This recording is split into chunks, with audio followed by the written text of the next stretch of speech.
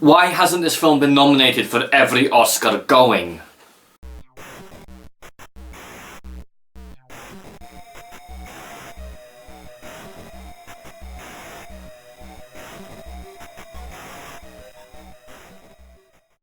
Hello, I'm Duncan and this is a dunking of Selma.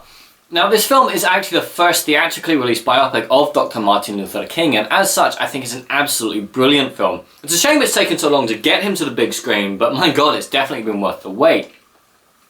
David Oyelowo, I don't think that's how you pronounce his name, is absolutely brilliant in the role. It's a role he was born to play. He was apparently a complete method actor about the thing, not breaking character for the entire 3 months of the shoot, to the extent that his wife actually believed she was having an affair with Dr. Martin Luther King. Now, I don't know why the Academy hasn't showered this thing with nominations, because it's brilliant. Everyone is really bringing that A game here. It's well shot, it's well edited, the music's really good, starting off subtle and then getting louder, it's period authentic. Best actress, best supporting. Why this film didn't garner 15 nominations, I will never know. But as it is, this is a really, really good film. It's not perfect. It got a 12A rating in the United Kingdom, and it kind of is hampered by that. Most of the violence is implied rather than shown. We see the after effects, but they seem quite tame and tense. The film itself has quite a claustrophobic feel. You get the prints of the FBI's notes coming up on screen at random times. There's no real passage of time in the film either.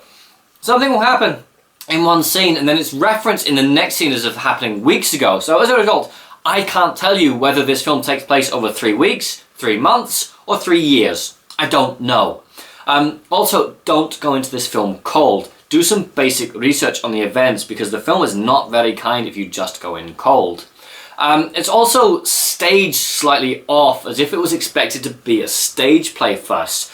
And whilst I think this would work as a stage play, I'm not watching a stage play, I'm watching a film. And some of the dialogue could have been changed slightly, as well as some of the setting.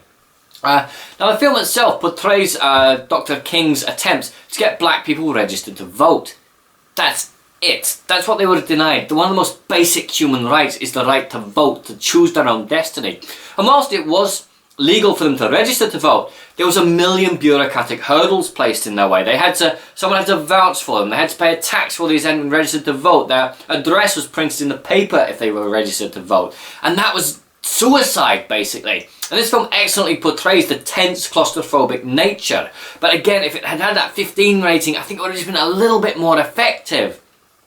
Now, everyone, as I've already said, portrays a really good role here, and I think a lot more Oscar nominations should have been handed out. One person I wanted to see more of, though, was Tim Roth. I felt he was critically underused. He basically turned up, was racist, and then left for another 20 minutes. He didn't do hardly anything other than be an old racist white guy. And I know that most of the people in charge were old racist white guys, but a little bit of subtlety, a little bit of nuance. If his character had turned up twirling a moustache, muttering about virgins and railway lines, I wouldn't have raised an eyebrow. He was that poorly portrayed.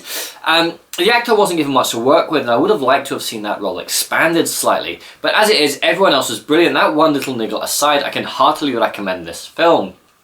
Well, there is one other note. The studio didn't have the rights to Martin Luther King's speeches, so they had to use variants of them. And when this film is used in history classes, as it will be, I think teachers should make note of that. This is not actually Martin Luther King's speeches, but slight variants.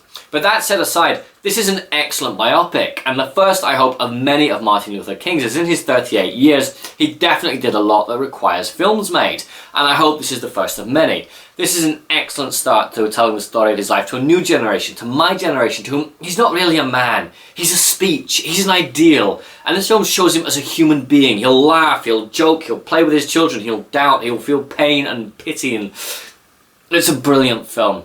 And leaving aside those minor niggles, I heartily recommend it.